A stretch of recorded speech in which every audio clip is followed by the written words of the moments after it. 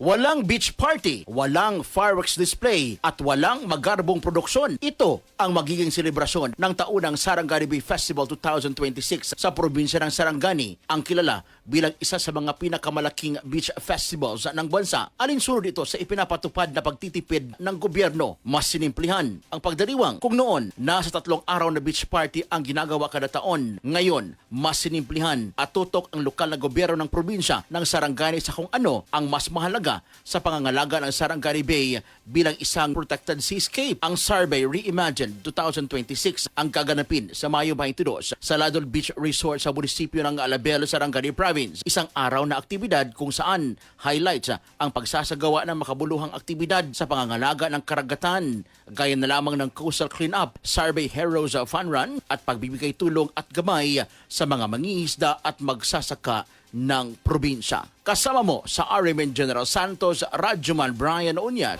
Tatak RMN. RMN Network News.